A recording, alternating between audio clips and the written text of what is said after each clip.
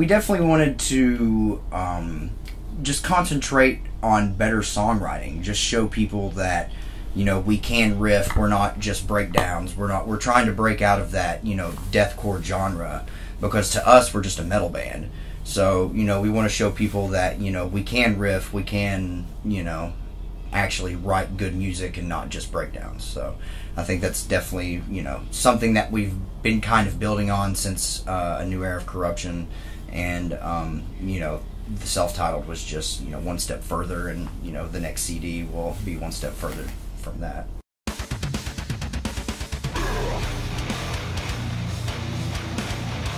We just wanted self-titled to be really dynamic, because, you know, I've always said if a band self-titles an album, it needs to be a very special album. It can't just be anything, you know, just any old album. You know, a lot of bands just kind of throw albums together and put them out, you know, and stuff like that. But I feel like if a band's going to self-title an album, it needs to be, you know, a collection of, you know, really special songs, and that's what I feel like ours is.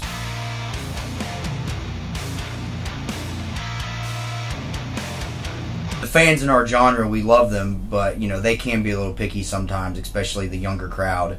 You know, a lot of them don't like change, so when you try something new, sometimes you don't exactly get the best reaction.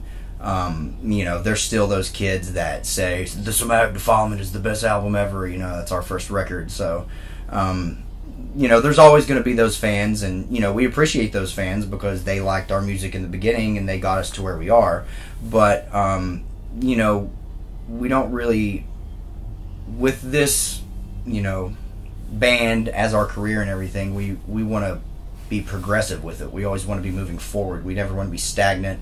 We don't want to stay in the same place. We don't want to move back. We want to keep pushing forward. So, you know, why would we put out albums one after another that all sounded the same? Like, it doesn't make sense to me. Like, with every album, we want something fresh and new, so that when the listener, you know, spends their hard-earned money on it, they know that they're getting, you know, a brand new album from Whitechapel.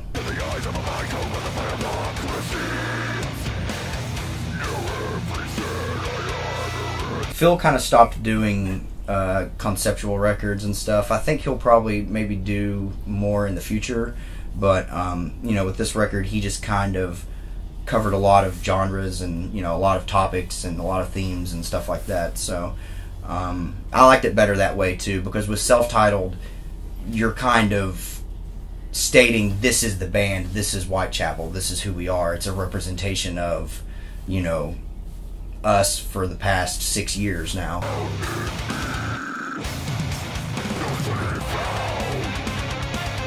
This Is Exile actually told a story from the first song to the last song. It was a concept record. But, you know, with this one, it doesn't really make sense to tell a story with your self-titled album. So, you know, there's some political themes, some personal themes for Phil, you know, some, I guess, like, more universal themes that, you know, our fans can relate to.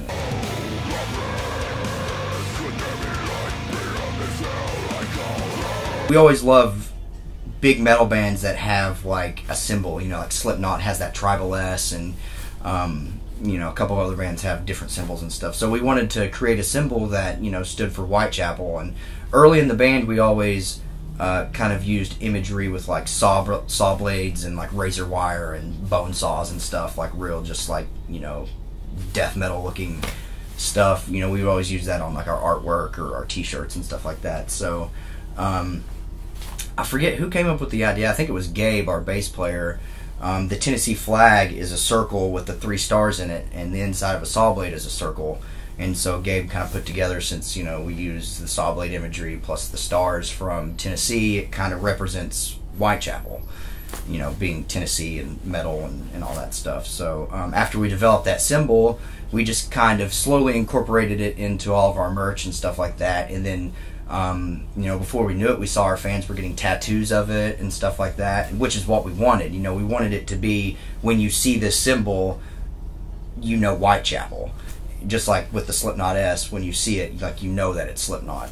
So to just kind of establish that symbol a little more, and being as that it was self-titled, we just decided that if it was just simply the symbol right on the front, no logo, nothing else, like, that would really help establish, you know, that this symbol stands for Whitechapel. And I think, you know, it definitely accomplished that.